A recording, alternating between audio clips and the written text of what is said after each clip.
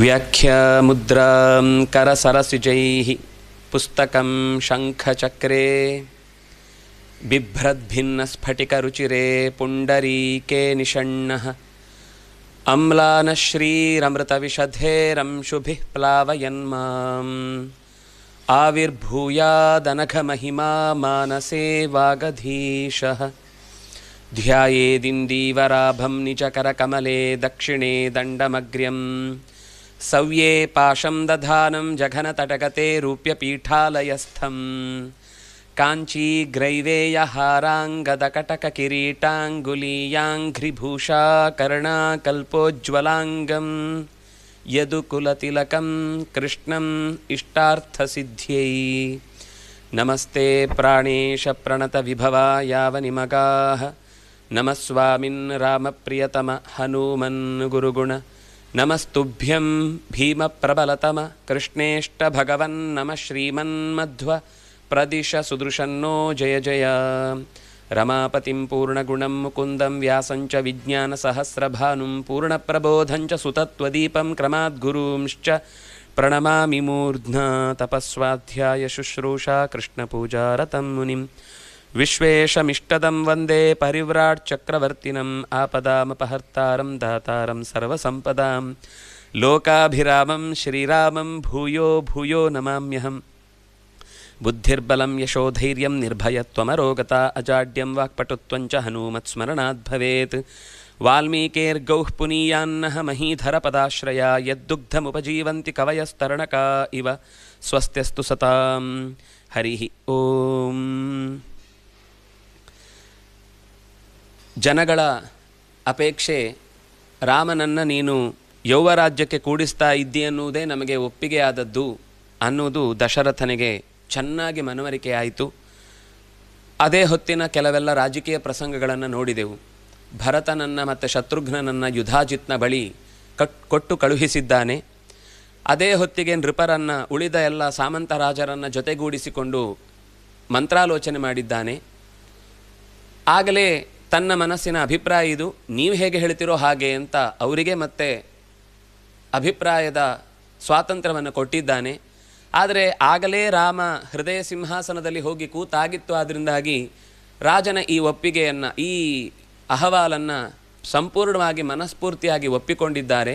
ಮರುದಿವಸವೇ ಪುಷ್ಯ ನಕ್ಷತ್ರ ಅನ್ನುವ ನೆಪವನ್ನು ಇಟ್ಟುಕೊಂಡು ಅದು ಸಂಪತ್ತಾರೆ. ಆದ್ದರಿಂದಾಗಿ ಆ ದಿವಸವೇ ರಾಜನಿಗೆ, ಅಂದರೆ ರಾಜನ ಸ್ಥಾನಕ್ಕೆ ಯೌವರಾಜ್ಯವನ್ನು ರಾಮನಿಗೆ ಕೊಡಬೇಕು ಅಂತ ಇಡೀ ಊರು ಆತನಿಗಾಗಿ ಪುನರ್ವಸು ನಕ್ಷತ್ರದ ವಿಶೇಷದಲ್ಲಿ ಹುಟ್ಟುಹಬ್ಬಕ್ಕಾಗಿ ಸಿದ್ಧಗೊಂಡಂತಹ ಇಡೀ ನಗರವೇ, ರಾಜ್ಯವೇ ಅವನ ಪಟ್ಟಾಭಿಷೇಕಕ್ಕೂ ಸಿದ್ಧವಾಗಿ ತಳಿರು ತೋರಣಗಳಿಂದ ಸಿದ್ಧಗೊಂಡಿದೆ. ಕೈಕೇಯಿಗೆ ಕೌಸಲ್ಯಗೆ ಹೋಗಿ ರಾಮನೇ ವಿಷಯವನ್ನು ಮುಟ್ಟಿಸಿದ್ದಾನೆ. ಆ ಮುಂಚೆಯೇ ಅವನ ಸಹಾಯಕರು, ಸ್ನೇಹಿತರೆಲ್ಲ ಹೋಗಿ ಹೇಳಿದಾಗ ಅವರಿಗೆ ಬೇಕಾದಷ್ಟು ವಸ್ತುಗಳನ್ನು ಕೊಟ್ಟಿದ್ದಾಳೆ. ತಂದೆಯೂ ಕೂಡ ವೈದೇಹಿಯ ಜೊತೆಗೆ ದರ್ಭಪ್ರಸ್ತರದಲ್ಲಿ, ದರ್ಭೆಯ ಹಾಸಿನಲ್ಲಿ ನೀವು ಇವತ್ತು ಮಲಗಿ ಉಪವಾಸ ಇದ್ದು ಬೆಳಗ್ಗೆ ಇದಕ್ಕೋಸ್ಕರ ಸಿದ್ಧವಾಗಬೇಕು, ಅದಕ್ಕೆ ವಸಿಷ್ಠರು ಹೇಳಿದ ಮಾರ್ಗವನ್ನು ಅನುಸರಿಸಿ ಅಂತ ಕರೆದು ಮಗನಿಗೆ ಹೇಳಿದ್ದಾನೆ. ಇದೆಲ್ಲವನ್ನು ಒಪ್ಪಿಕೊಂಡು ಅದೇ ರೀತಿ ಆ ಯಾಮ 3 ಕಳೆದಿದೆ. ಬೆಳಗ್ಗಿನ ಯಾಮ ಅಂದರೆ ಸೂರ್ಯೋದಯಕ್ಕೆ ಇರುವ ಬಾಕಿಯ ಹೊತ್ತಿನಲ್ಲಿ ನಡೆದ ಘಟನೆಯನ್ನು ಮುಂದೆ ಹೇಳ್ತಾ ಬರ್ತಾ, ಗತೆ ಪುರೋಹಿತೆ ರಾಮಃ ಸ್ನಾತೋ ನಿಯತಮಾನಸಃ ಸಹ ಪತ್ನ್ಯಾ ವಿಶಾಲಾಕ್ಷ್ಯ ನಾರಾಯಣಂ ಉಪಾಗಮತ್. ಬೆಳಗ್ಗೆ ಎದ್ದೊಡನೆ ತನ್ನ ನಿತ್ಯದ ಶೌಚಕ್ರಿಯೆಯನ್ನು ಮುಗಿಸಿ, ಸ್ನಾನವನ್ನು ಮುಗಿಸಿ, ತನ್ನ ಹೆಂಡತಿಯಾದ ಸೀತೆಯ ಜೊತೆಗೆ ನಾರಾಯಣಂ ಉಪಾಗಮತ್, ಧ್ಯಾನಕ್ಕಾಗಿ ಕುಳಿತಿದ್ದಾನೆ. ತನ್ನ ಹೆಂಡತಿಯನ್ನು ಒಡಗೂಡಿ ಪ್ರಗೃಹ್ಯ ಶಿರಸಾ ಪಾತ್ರೀಂ, ಹವಿಸ್ಸನ್ನು ಸ್ವೀಕರಿಸಿದ್ದಾನೆ. ಅಗ್ನಿಗೆ ಕೊಡಬೇಕಾದದನ್ನೆಲ್ಲ ಕೊಟ್ಟಿದ್ದಾನೆ. ಅಯೋಧ್ಯ ನಿಲಯ ಶ್ರುತ್ವ ಸರ್ವ ಪ್ರಮುದಿತೋ ಜನಃ, ನಿತ್ಯದ ಕೆಲಸ ಮುಗಿಸಿ ಹೊರಕ್ಕೆ ಬರುವಾಗ ಪರ್ಯಾಯದ ಬೆಳಗ್ಗಿನ ಹೊತ್ತು ಜನ 2 ಗಂಟೆಗೆ ಹೇಗೆ ಸೇರಿರ್ತಾರೋ ಹೀಗೆ ಇಡೀ ಅರಮನೆಯ ಸುತ್ತ ಆ ಜನರ ಸಮ್ಮರ್ದ ರಾಮ ಪಟ್ಟಾಭಿಷೇಕಕ್ಕಾಗಿ ಹೊರಡುವ ಸಂಗತಿಗಳಿಗಾಗಿ ಕಾತರದ ಕಣ್ಣುಗಳಿಂದ ನಿರಂತರ ಕಾಯ್ತಾ ಇದ್ದಾರೆ. ಇಂಥ ಸಂದರ್ಭದಲ್ಲಿ ರಸ್ತೆಯಲ್ಲಿ ಏನೇನಿತ್ತು ಅಂತ ಬಹಳ ಚೆನ್ನಾಗಿ ಹೇಳ್ತಾರೆ. ಅಲ್ಲಲ್ಲಿ ತತಸ್ತತಃ, ಅಲ್ಲಲ್ಲಿ ಬೇಕಾದ ವ್ಯವಸ್ಥೆಯನ್ನು ಮಾಡಿದ್ರು. ನಟ ನರ್ತಕ ಸಂಘಾನಾಂ ಗಾಯಕಾನಾಂಚ ಗಾಯತಾಂ, ನಟರು, ನರ್ತಕರು ಅನೇಕ ಹಾಡುಗಳನ್ನು ಒಂದೊಂದು ಕಡೆ ಹಾಡ್ತಾ ಇದ್ದಾರೆ, ಅಭಿನಯಗಳು ನಡೀತಾ ಇದೆ, ನೃತ್ಯಗಳು ನಡೀತಾ ಇದೆ. ಆದರೆ ಒಂದಕ್ಕೊಂದು ಯಾವುದೂ ಕೂಡ ಶಬ್ದದ ಸಂಘರ್ಷ ಉಂಟಾಗಿ ತೊಂದರೆ ಆಗ್ತಾ ಇಲ್ಲ. ಅಂತಹ ಅಪರೂಪದ ಅನೇಕ ಸಂಗತಿಗಳು ಅಲ್ಲಿ ನಡೀತಾ ಇದೆ. ಸರ್ವೇ ಹ್ಯನುಗೃಹೀತಾ ಸ್ಮಃ ಎನ್ನೋ ರಾಮೋ ಮಹೀಪತಿ ಚಿರಾಯ ಭವಿತಾ ಗೋಪ್ತಾ ದೃಷ್ಟಲೋಕ ಪರಾವರಃ. ರಾಮ ನಮಗೆ ಒಡೆಯನಾಗ್ತಾ ಇರುವುದು ನಮ್ಮ ಬದುಕಿನ ಭಾಗ್ಯ. ರಸ್ತೆಯಲ್ಲಿ ಆಡಿಕೊಳ್ಳುವ ಹುಡುಗರು ಅದೇ ಮಾತಾಡ್ತಿದ್ದಾರೆ. ಮನೆಯಲ್ಲಿ ಜಗಳಾಡುವ ಸಣ್ಣ ಪುಟ್ಟ ಮಕ್ಕಳ ಗಲಾಟೆಯಲ್ಲೂ ರಾಮನನ್ನೇ ಉದಾಹರಣೆಯಾಗಿ ತೆಗೆದುಕೊಂಡು, ನೋಡು ನೀನು ರಾಮನ ಹಾಗೆ ಆಗಬೇಕಾ ಅಥವಾ ಬೇರೆ ರೀತಿ ನಡ್ಕೊಳ್ಬೇಕಾ, ನಿನಗೆ ರಾಮನ ಹಾಗೆ ಕರೀಬೇಕು ಅಂತಂದರೆ ನೀನು ರಾಮನ ಹಾಗೆ ಬಿಟ್ಟುಕೊಡ್ಬೇಕು, ನಮಗೆ ಸಹಾಯ ರಾಮ ಹೇಗೆ ಮಾಡ್ತಾನೋ ಹಾಗೂ ನೀನು ರಾಮನಂತಾಗಬೇಕು. ಎಲ್ಲರಿಗೂ ಮಾದರಿ ರಾಮ. ಇದು ಚಿಕ್ಕವರಿಂದ ಹಿಡಿದು ಮುದುಕರ ತನಕದ ಎಲ್ಲರ ಮಾತಿನಲ್ಲೂ ರಾಮ ಮನೆ ಮಾತಾಗಿದ್ದ. ಇದನ್ನು ಇನ್ನೂ ಚೆನ್ನಾಗಿ ಹೇಳ್ತಾರೆ. ಹೀಗೆ ರಾಮನ ಯೌವರಾಜ್ಯ ಅಭಿಷೇಕದ ಬಗ್ಗೆ ನಿರ್ಧಾರ ತೆಗೆದುಕೊಂಡ ದಶರಥನ ಬಗ್ಗೆ ಮತ್ತಷ್ಟು ಹೆಚ್ಚು ಹೊಗಳಿಕೆ ಜಾಸ್ತಿ ಆಯಿತಂತೆ. ಅಲ್ಲಿ ತನಕ ದಶರಥನ ಮಾತು ರಾಜ್ಯಭಾರ ಆಗ್ತಾ ಇದೆ, ಚೆನ್ನಾಗಿ ನಡೀತಾ ಇದೆ ಅಂತ. ಆದರೆ ಒಂದು ತ್ಯಾಗದಿಂದ ದಶರಥನ ಮಾತು ಮತ್ತಷ್ಟು ಹೆಚ್ಚು ಆಕಾಶಕ್ಕೆ ಏರಿತು. ಯಾಕೆಂದರೆ ಅವನು ರಾಮನಂಥವನನ್ನು ರಾಜ್ಯವನ್ನು ನಡೆಸುವುದಕ್ಕಾಗಿ ಬಿಟ್ಟುಕೊಟ್ಟ.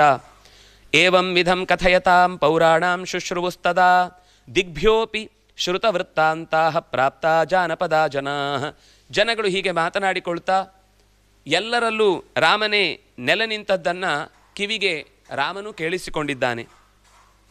ಜ್ಞಾತಿದಾಸೀಯತೋ ಜಾತ ಕೈಕೇಯಾಸ್ತು ಸಹೋಷಿತ ಪ್ರಾಸಾದಂ ಚಂದ್ರ ಸಂಕಾಶಂ ಆರುರೋಹಯ ದೃಚ್ಛಯ. ಎಲ್ಲ ಹೊರಗಿನ ಜಾಗದಲ್ಲಿ ಒಂದು ಗುಸುಗುಸು ಶಬ್ದದ ಜೊತೆಗೆ ಸಂತೋಷದ ನಗೆಗಳ ಜೊತೆಗೆ ಬೇರೆ ಬೇರೆ ಮಾತುಗಳು. ಅರಮನೆ ಇವರು ಇರುವ ಜಾಗದ ಹತ್ತಿರ ಬಂದಾಗೆಲ್ಲ ಗುಸುಗುಸು ಶಬ್ದ.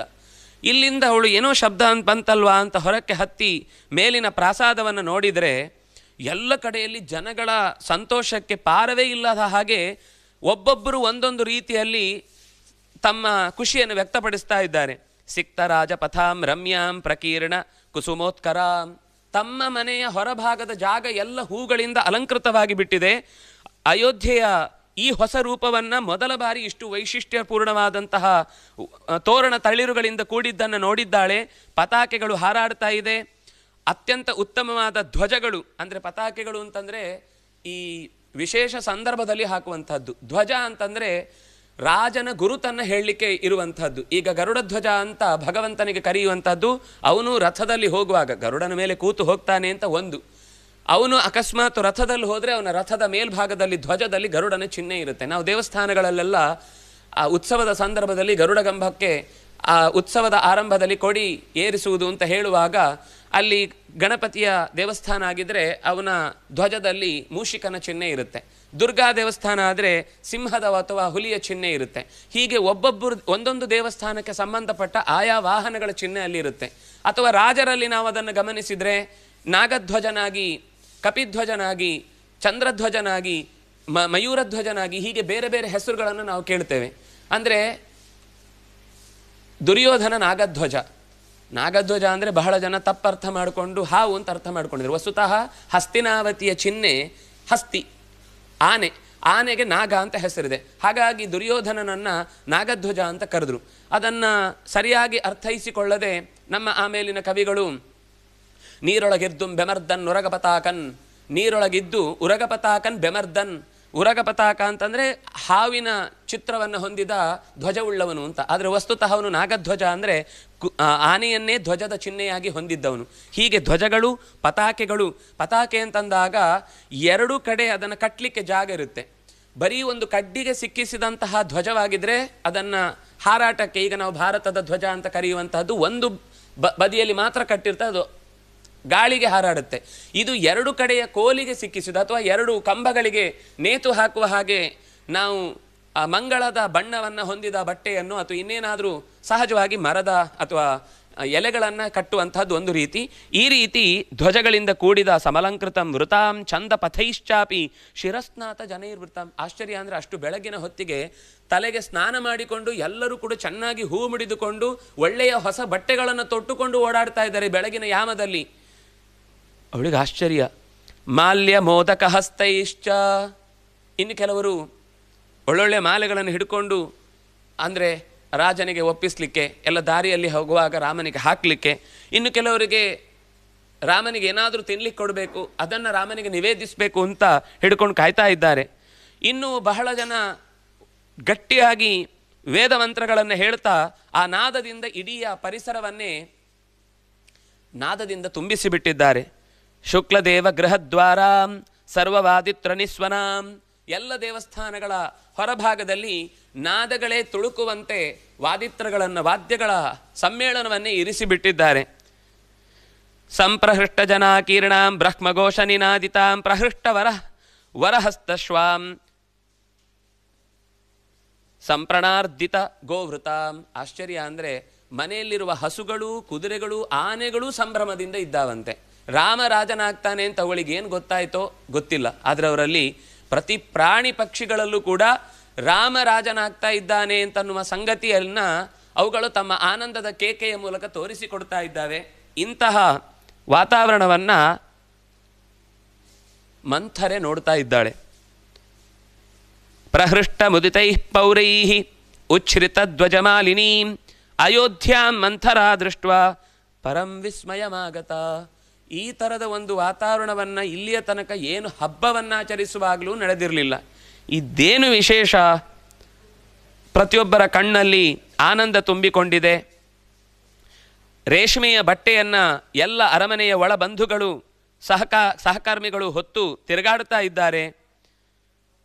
ಧಾತ್ರಿಯೊಬ್ಬಳನ್ನು ಕರೆದು ಕೇಳ್ತಾಳೆ, ಯಾರೋ ಸಹಾಯಕಿ, ಧಾತ್ರೀಂ ಪಪ್ರಚ್ಛ ಮಂತರ. ಒಬ್ಬಳು ಬಹಳ ಸಂತೋಷವಾಗಿ, ವಸ್ತುತಃ ಅವಳ ಕೆಲಸ ತುಂಬ ಕಮ್ಮಿಯ ಕೆಲಸ, ಅವಳಿಗೇನಂಥ ಮರ್ಯಾದೆ ಇಲ್ಲ ಇವಳ ಪ್ರಕಾರ.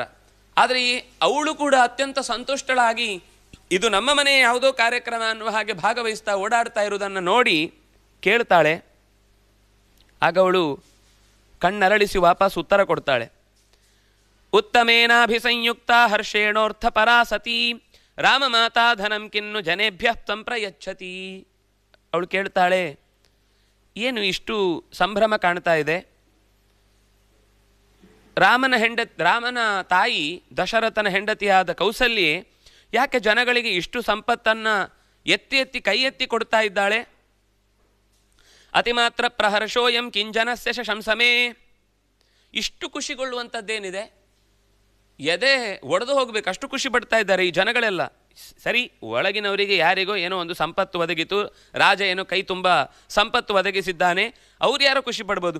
ಎಲ್ಲೋ ಬೀದಿ ಬೀದಿಯಲ್ಲಿ ರಸ್ತೆಯ ಆ ಕೊನೆ ಕಾಣ್ತಾ ಇದೆ ಹೊರತು ಜನಗಳು ಅಲ್ಲಿಗೆ ಮುಗಿದ್ರು ಅಂತ ಕಾಣಿಸ್ತಾ ಇಲ್ಲ. ಅದರ ಆಚೆಗೆ ಕಿರುಚಾಟದಿಂದ ಜನ ಇದ್ದಾರೆ ಅಂತ ಗೊತ್ತಾಗ್ತಾ ಇದೆ. ಕಿಂ ವಾಪಿ ಕಾರಯಿಷ್ಯತಿ, ಏನು ಮಾಡಿಸ್ಲಿಕ್ಕೆ ಹೊರಟಿದ್ದಾನೆ? ಸಂಪ್ರಹೃಷ್ಟೋ ಮಹೀಪತಿ, ಮಹೀಪತಿಯಾದ ರಾಜನಲ್ಲಿಯೂ ಸಂತೋಷ ತುಂಬಿ ತೊಳುಕ್ತಾ ಇದೆ. ವಿದೀರ್ಯಮಾಣ ಹರ್ಷೇಣ ಧಾತ್ರೀತು ಪರಯಾ ಮುದಾ ಆಚಚಕ್ಷೇ ಚ ಕುಬ್ಜಾಯೈ ಭೂಯಸೀಂ ರಾಘವ ಶ್ರಿಯಂ. ಹರ್ಷೇಣ ವಿದೀರ್ಯಮಾಣ, ನಕ್ಕು ಒಡೆದು ಹೋಗುವ ಸ್ಥಿತಿಯಲ್ಲಿರುವ ಧಾತ್ರಿಯ ಬಾಯಲ್ಲಿ ರಾಘವನ ಶ್ರೇಯಸ್ಸು, ರಾಘವ ಸಂಪಾದಿಸಿದಂತಹ ರಾಜ್ಯಶ್ರೀಯನ್ನು ಪಡೀತಾ ಇರುವ ಘಟನೆಯನ್ನು ಕುಬ್ಜೆಯಾದ, ದೇಹದಿಂದಲೂ ಮನಸ್ಸಿನಿಂದಲೂ ಕುಳ್ಳಗಿರುವಂತಹ ಯೋಚನೆಯ ಆ ಕೇಕೆಯ ಸಾಕುತಾಯಿಯಾದಂತಹ ಮಂಥರೆಗೆ ವಿಷಯವನ್ನು ಆಚಚಕ್ಷೆ, ಚೆನ್ನಾಗಿ ಪಾಪ ಖುಷಿಯಿಂದ ಎಲ್ಲ ಹೇಳಿಬಿಟ್ಟಿದ್ದಾಳೆ. ಶ್ವಪುಷ್ಯೇಣ ಚಿತಕ್ರೋಧಂ ಯೌವರಾಜ್ಯೇನ ರಾಘವಂ ರಾಜ ದಶರಥೋ ರಾಮಂ ಅಭಿಷೇಚಯಿತಾ ಅನಘಂ. ಬೆಳಿಗ್ಗೆನೆ ಕೋಪವನ್ನು ಚೆನ್ನಾಗಿ ಗೆದ್ದು ಯೌವರಾಜ್ಯದಲ್ಲಿ ತನ್ನ ಸ್ಥಾನವನ್ನು ಅರ್ಹವಾಗಿ ಹೊಂದಿರುವ ದೋಷರಹಿತನಾದಂತಹ ರಾಮಚಂದ್ರನನ್ನು ದಶರಥ ಅಭಿಷೇಕಕ್ಕೆ ಈಡು ಮಾಡ್ತಾನೆ. ನಾಳೆ ಅಂತಂದರೆ ಈಗ ನಾವು ಕಳೆದ ಈ ಬೆಳಿಗ್ಗೆನೇ ಈ ಘಟನೆ ನಡೀತಾ ಇದೆ. ಧಾತ್ರಿಯ ಈ ಮಾತನ್ನು ಕೇಳಿ ಕುಬ್ಜಾ ಕ್ಷಿಪ್ರಂ ಅಮರ್ಷಿತ, ಕುಬ್ಜೆ ಕೂಡಲೇ ಕೋಪ ಮಾಡಿಕೊಂಡ್ಲು. ಕಾರಣ ಏನು ಅಂತ ಅಲ್ಲೂ ಗೊತ್ತಾಗಲಿಲ್ಲ ನಮಗೆ. ಹೇಗೆ ಕೈಲಾಸ ಶಿಖರವನ್ನು ಕೆಳಗಿಳಿದು ಬರಬೇಕಾದ ಒಬ್ಬನ ಸಾಹಸ ಹೇಗಿರುತ್ತೋ ಹಾಗೆ ಇಳಿದು ಬಂದಿದ್ದಾಳೆ. ಪ್ರಾಸಾದಾದ ಅವರೋಹತ, ಅಷ್ಟು ಎತ್ತರದ ಪ್ರಾಸಾದದಲ್ಲಿ ಅಂದರೆ ಕೈಲಾಸ ಶಿಖರ ಅಂತ ಹೇಳಿದ ಉದ್ದೇಶ ಏನು ಅಂದರೆ ಅವಳಿಗೆ ಊರು ಇಡೀ ದೇಶದ ಆ ಮೂಲೆಯಿಂದ ಈ ಮೂಲೆಯ ತನಕ 4 ದಿಕ್ಕುಗಳು ಕಾಣುವ ಜಾಗದಲ್ಲಿ ಹೋಗಿ ಅವಳು ನಿಂತು ನೋಡಿದ್ದಾಳೆ. ಅಲ್ಲಿ ಯಾರೋ ಒಬ್ಬಳು ಏನೋ ಸಿದ್ಧತೆಯನ್ನು, ಅಲಂಕಾರದ ಸಿದ್ಧತೆಯನ್ನು ಮಾಡ್ತಾ ಇದ್ದವಳನ್ನು ಕೇಳಿದ್ದಾಳೆ. ಆ ಕಡೆಯ ಅಂತಃಪುರದಲ್ಲಿ ದಾನ ಮಾಡ್ತಾ ಇರುವ ಕೌಸಲ್ಯ ಕಂಡಿದ್ದಾಳೆ, ಸಂತೋಷದಲ್ಲಿರುವ ಸೀತೆ ಕಂಡಿದ್ದಾಳೆ, ದಶರಥನು ಒಂದು ಕಡೆಯಿಂದ ಮಂತ್ರಿಗಳ ಜೊತೆಗೆ ಮಾತಾಡುವುದನ್ನು ಕಂಡಿದ್ದಾಳೆ. ಜನಗಳು ದಾರಿಯಲ್ಲಿ ನಿಂತುಕೊಂಡು ಚೆನ್ನಾಗಿರುವಂತಹ ಒಳ್ಳೆಯ ಅಲಂಕಾರದ ತಳಿರು ತೋರಣಗಳಿಂದ ತುಂಬಿದ ದಾರಿಯನ್ನು ತಾವು ಕೂಡ ಸಂಭ್ರಮದಿಂದ ಮತ್ತಷ್ಟು ಅದರ ಚಂದವನ್ನು ಹೆಚ್ಚಿಸಿದ್ದಾರೆ. ಇದೆಲ್ಲವನ್ನು ನೋಡಿದವಳಿಗೆ ಹೊಟ್ಟೆಯಲ್ಲಿ ಕಿಚ್ಚು ಹೆಚ್ಚಿತು. ಸಾ ದಹ್ಯಮಾನ ಕೋಪೇನ ಮಂಥರ ಪಾಪದರ್ಶಿನಿ ಶಯಾನಾಂ ಏತ್ಯ ಕೈಕೇಯಿಂ ಇದಂ ವಚನಮಬ್ರವೀತ್. ಕೋಪದಿಂದ ನಡುಗುತ್ತಾ ಪಾಪವನ್ನೇ ಎಲ್ಲ ಕಡೆಯಲ್ಲೂ ಕಾಣುವ ಅಥವಾ ತಮಗೆ ಎಲ್ಲರೂ ತೊಂದರೆಯನ್ನೇ ಮಾಡ್ತಾರೆ ಅಂತಲೇ ದೃಷ್ಟಿಯನ್ನು ಹೊಂದಿರುವ ಮಂಥರೆ ಮಲಗಿರುವ ಕೈಕೇಯಿಯನ್ನು ಎಬ್ಬಿಸಿ ಈ ಮಾತನ್ನು ಹೇಳುತ್ತಾಳೆ. ಉತ್ತಿಷ್ಟ ಮೂಢೆ ಕಿಂ ಶೇಷೆ ಭಯಂ ತ್ವಾಂ ಅಭಿವರ್ತತೆ. ಏ ಮೂಢಳೆ, ಉತ್ತಿಷ್ಠ, ಎದ್ದೇಳು.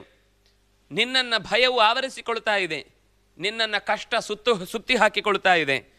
ಉಪಪ್ಲುತ ಮಘೌಘೇನ ಕಿಮಾತ್ಮಾನಂ ನ ಬುದ್ಧ್ಯಸೆ. ಎಲ್ಲ ಕಡೆಯಿಂದ ದಟ್ಟವಾದಂತಹ ಮೋಡಗಳು ಆವರಿಸಿಕೊಂಡಾಗ ರಕ್ಷಣೆಯೇ ಸೂರೇ ಇಲ್ಲದಂತಹ ವ್ಯಕ್ತಿಯ ಪಾಡು ಎಂಥದ್ದು, ಅಂಥದ್ದೊಂದು ಪಾಡು ನಿನ್ನದಾಗ್ತಾ ಇದೆ. ತಿಳಿತಾ ಇಲ್ವಾ ನೀನು ಎಂಥ ಕಷ್ಟಕ್ಕೀಡಾಗ್ತಾ ಇದ್ದಿ ಅಂತ? ದೊಡ್ಡ ಉಪಪ್ಲವ ಆಗ್ತಾ ಇದೆ. ತುಂಬ ದೊಡ್ಡ ಪ್ರಾಕೃತಿಕವಾದ ವಿಕೋಪ ಉಂಟಾದರೆ ಯಾವ ರೀತಿ ಕಷ್ಟಪಡಬೇಕೋ ಅಂಥದ್ದೇ ಒಂದು ವಿಕೋಪ ಇಲ್ಲೂ ನಡೀತಾ ಇದೆ. ಅನಿಷ್ಟೇ ಸುಭಗಾಕಾರೇ ಸೌಭಾಗ್ಯೇನ ವಿಕಥಸೆ ಚಲಂ ಹಿತವ ಸೌಭಾಗ್ಯಂ ನದ್ಯಾಸ್ರೋತ ಇವಾರ್ಣವೇ ಇವೋಷ್ಣಗೆ.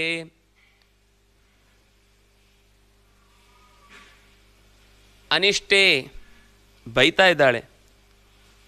ಅವಳು ಇಷ್ಟು ಕರೆದಾಗಲೂ ಆನಂದದಿಂದ ತನ್ನ ನಿದ್ದೆಯನ್ನೇ ಸವಿತಾ ಕಣ್ಣು ಮುಚ್ಚಿಕೊಂಡು ಕೂತವಳಿಗೆ ಬೈತಾ ಇದ್ದಾಳೆ. ಸೌಭಾಗ್ಯದ ಬಗ್ಗೆ ನಿನಗೆ ಬಹಳ ಹಮ್ಮಲ್ವಾ? ಭಾರೀ ನಾನು ಸೌಭಾಗ್ಯವತಿ ಅಂತ ಭಾವನೆ ಅಲ್ವಾ ನಿನಗೆ? ಇನ್ನು ಸ್ವಲ್ಪ ದಿವಸದಲ್ಲೇ ಅಥವಾ ಸ್ವಲ್ಪ ಕಾಲದಲ್ಲೇ ನಿನ್ನ ಎಲ್ಲ ಬದುಕಿನ ಸಿನಾರಿಯೋ ಬದಲಾಗ್ತಾ ಇದೆ.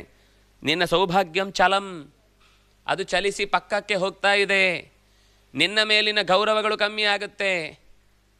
ಯಾಕೆಂದರೆ ನದ್ಯಾಹ ಸ್ರೋತಃ ಇವೋಷ್ಣಗೆ, ಉಷ್ಣಕಾಲದಲ್ಲಿ ಹೇಗೆ ನದಿ ಬತ್ತಿ ಹೋಗಿ ಏನೂ ಇಲ್ಲವಾಗಿ ನದಿಯ ಸ್ಥಾನವೇ ಇಲ್ಲ ಅಂತಾಗಿ ಅದನ್ನು ಜನ ವ್ಯಾಪಿಸಿಕೊಳ್ತಾರೋ ಹಾಗೆ ನಿನ್ನ ಸೌಭಾಗ್ಯಕ್ಕೂ ಕೂಡ ಒಣಗುವ ಕಾಲ ಬಂದಿದೆ. ಏವ ಮುಕ್ತಾತು ಕೈಕೇಯಿ ರುಷ್ಟಯ ಪರುಷಂ ವಚಃ ಕುಬ್ಜಯ ಪಾಪದರ್ಶಿನ್ಯ ವಿಷಾದ ಮಗವತ್ಪರಂ. ಇಷ್ಟು ಕಠೋರವಾಗಿ ಚುಚ್ಚು ಮಾತನಾಡ್ತಾ ನಿನಗೆ ಭಯ ಬರ್ತಾ ಇದೆ, ನಿನಗೆ ಕಷ್ಟ ಆಗ್ತಾ ಇದೆ, ನೀನು ಎಚ್ಚೆತ್ಕೊಳ್ತಾ ಇಲ್ಲ, ನೀನು ದುರ್ಭಗಶೀಲೆ, ಈತೆಲ್ಲ ಮಾತುಗಳನ್ನು ಕೇಳಿ ಅವಳಿಗೆ ತುಂಬ ದುಃಖ ಆಯಿತು. ಏನು ಮಾತಾಡ್ತಾ ಇದ್ದಾಳೆ? ಕುಬ್ಜಯ ಪಾಪದರ್ಶಿನಿ, ಯಾವಾಗಲೂ ಇಷ್ಟೊತ್ತಿ ಬೆಳಗ್ಗೆ ಎಬ್ಬಿಸಿ ನೋವನ್ನೇ ಉಂಟು ಮಾಡುವ ರೀತಿಯ ಮಾತುಗಳನ್ನು ಆಡ್ತಾ ಇದ್ದಾಳೆ ಅಂತ ಯೋಚನೆ ಮಾಡಿದ್ಲು. ಏವ ಮುಕ್ತಾತು ಕೈಕೇಯಿ, ಈ ನಂತರ ಕೈಕೇಯಿ ತ್ವಬ್ರವೀತ್ ಕುಬ್ಜಾಂ ಕಚ್ಚಿತ್ ಕ್ಷೇಮಂ ನಮಂಥರೆ. ಏನಾಯಿತು? ಏನಾದರೂ ತೊಂದರೆ ಆಯಿತಾ? ನೀವೆಲ್ಲ ಕ್ಷೇಮ ತಾನೆ? ನಿಮಗೇನಾದರೂ ತೊಂದರೆ ಆದರೆ ನಾನು ಅದನ್ನು ಸರಿ ಮಾಡ್ತೇನೆ. ಅದಕ್ಕೆ ಇಷ್ಟೆಲ್ಲ ರಾತ್ರಿ ಹಗಲು ಇಲ್ಲ ಅಂತ ನೋಡದೆ ಕಿರುಚಾಡೋದಕ್ಕೇನು ಅರ್ಥ ಇದೆ? ವಿಷಣ್ಣ ವದನಾಂ ಹಿತ್ವ, ನಿನ್ನ ಮನಸ್ಸಿನಲ್ಲಿರುವಂತಹ ದುಃಖವನ್ನು ಮೊದಲು ಬಿಡು. ಎಲ್ಲದಕ್ಕೂ ಪರಿಹಾರ ಇದೆ. ಸಮಸ್ಯೆ ಮಾತ್ರ ದೊಡ್ಡದಾಗುವುದಲ್ಲ, ಸಮಸ್ಯೆ ಜೊತೆಗೆ ಅದರ ಪರಿಹಾರವೂ ಇರುತ್ತೆ. ಅದರಿಂದಾಗಿ ನೀನು ಮೊದಲು ನಿನ್ನ ದುಃಖವನ್ನು ಬಿಡು, ಮುಖವನ್ನು ನಗು ಮುಖ ಹಾಕಿಕೋ. ಇದ್ಯಾಕೆ ಗಂಟು ಹಾಕೊಂಡು ಇಷ್ಟು ಸಿಟ್ಟು ಮಾಡಿಕೊಂಡು ನನ್ನ ಮನಸ್ಸನ್ನು ಹಾಳು ಮಾಡ್ತಾ ಇದ್ದಿ ಬೆಳಗ್ಗೆ ಎದ್ದು? ಮಂಥರಾ ತತ ವಚ ಶ್ರುತ್ವ ಕೈಕೇಯ ಮಧುರಾಕ್ಷರಂ. ಅವಳು ಅತ್ಯಂತ ಸಮಾಧಾನದಿಂದ ಈ ಮಾತನ್ನು ಹೇಳಿ ಮಂಥರೆಯನ್ನು ಮೆದುಗೊಳಿಸಲಿಕ್ಕೆ ಪ್ರಯತ್ನಿಸಿದಾಗ ಅವಳು ಮತ್ತಷ್ಟು ಸಿಡಿದೆದ್ದು ಬಿಟ್ಲು. ಕ್ರೋಧ ಸಂಯುಕ್ತ ವಾಕ್ಯಂ, ಇನ್ನೂ ಕೋಪ ಹೆಚ್ಚಿಸಿಕೊಂಡು ಈ ಮಾತನ್ನು ಹೇಳ್ತಾಳೆ. ಆದರೆ ವಾಕ್ಯ ವಿಶಾರದ, ಏನು ಹೇಳಬೇಕು, ಹೇಗೆ ಹೇಳಬೇಕು ಅಂತ ಚೆನ್ನಾಗಿ ನಾವು ಈ ಫಿಟ್ಟಿಂಗ್ ಇಡುವುದು ಅಂತ ಸಾಮಾನ್ಯ ಭಾಷೆಯಲ್ಲಿ ಬಳಸ್ತಾರೆ ಲೋಕದಲ್ಲಿ. ಯಾರನ್ನು ಯಾವ ಮಾತುಗಳನ್ನು ಆಡಿದರೆ ಅವರಿಗೆ ಹೆಚ್ಚು ಮನಸ್ಸಿಗೆ ಅದು ಮುಟ್ಟತ್ತೆ ಅನ್ನೋದು ಚೆನ್ನಾಗಿ ಬಲ್ಲವಳಾಗಿ ವಾಕ್ಯವನ್ನು ಯಾವ ಕಾಲಕ್ಕೆ ಆಡಬೇಕು, ಹೇಗೆ ಆಡಬೇಕು ಅಂತ ಗೊತ್ತಿದ್ದವಳು. ಅತ್ಯಂತ ಇನ್ನಷ್ಟು ಮುಖವನ್ನು ಬಾಡಿಸಿಕೊಂಡು ನಿನ್ನ ಹಿತೈಷಿಯಾಗಿ ನಾನು ಮಾತಾಡ್ತಾ ಇರುವುದು ಭೇದಯಂತೀ ಚ ರಾಘವಂ, ರಾಘವನ ಬಗ್ಗೆ ಬೇಸರ ಬರಬೇಕು, ಆದರೆ ತನ್ನ ಬಗ್ಗೆ ನಾನೇನೋ ತೊಂದರೆ ಮಾಡ್ತಾ ಇದ್ದೇನೆ ಅಂತ ಅನ್ನಿಸ್ಬಾರ್ದು. ಅಂತಹ ಮಾತುಗಳನ್ನು ಆಡ್ತಾಳೆ. ಅಕ್ಷಯ್ಯಂ ಸುಮಹದ್ದೇವಿ ಪ್ರವೃತ್ತಂ ತ್ವದ್ವಿನಾಶನಂ, ನಿನ್ನ ಶಾಶ್ವತವಾದ ನಾಶವನ್ನೇ ಈ ಅಯೋಧ್ಯೆ ಕೊಡ್ತಾ ಇದೆ ನಿನಗೆ ಗಿಫ್ಟ್. ಯಾಕೆಂದರೆ ರಾಮಂ ದಶರಥೋ ರಾಜ ಯೌವರಾಜ್ಯೇಭಿಷೇಕ್ಷ್ಯತಿ, ರಾಜನಾದಂತಹ ದಶರಥ ರಾಮನನ್ನು ಯೌವರಾಜ್ಯದ ಪದವಿಯಲ್ಲಿ ಕೂಡಿಸುವುದಕ್ಕಾಗಿ ನಿರ್ಧಾರ ತೆಗೆದುಕೊಂಡಿದ್ದಾನೆ. ಅದು ಯಾವತ್ತೋ ಇನ್ನು 10 ದಿವಸ ಬಿಟ್ಟಲ್ಲ, ನೀನೀಗ ಪೂರ್ತಿ ಎದ್ದು ಕಣ್ಣು ಬಿಡಿಸುವಷ್ಟೊತ್ತಿಗೆ ರಾಜ್ಯದಲ್ಲಿ ರಾಮರಾಜ್ಯ ಅನ್ನುವ ಹೆಸರು ಕೂತಾಗುತ್ತೆ. ಸಾಸ್ಮ್ಯಗಾಧೆ ಭಯೇ ಮಗ್ನ ದುಃಖ ಶೋಕ ಸಮನ್ವಿತ ದಹ್ಯಮಾನ ಅನಲೇನೇವ ತ್ವದ್ವಿತಾರ್ಥಂ ಇಹಾಗತ. ನಿನಗೆ ಒಳಿತಾಗಲಿ ಅನ್ನುವ ಬಯಕೆಯಿಂದ ಇಲ್ಲಿ ತನಕ ಬಂದಿದ್ದೆ. ನನಗೇನು, ಯಾರು ರಾಜ ಆದರೂ ನನಗೆ ನನ್ನ ಕೂಳ್ಕೊಡೋರು ಅವರೇ, ಅಷ್ಟೇ ಕೊಡ್ತಾರೆ.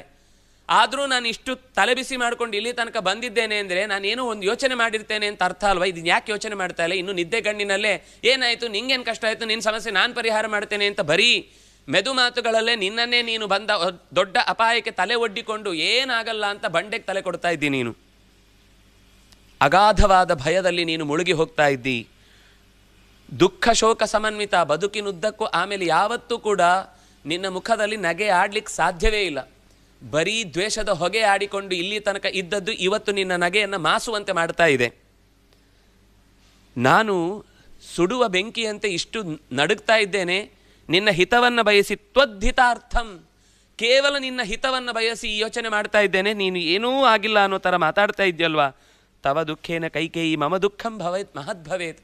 ನನಗೇನು ಅಂದರೆ ನೀನು ನಾಳೆ ಅಳುವುದನ್ನು ನೋಡಿ ನಾನು ಸುಖವಾಗಿರ್ಲಿಕ್ಕಾಗಲ್ಲ.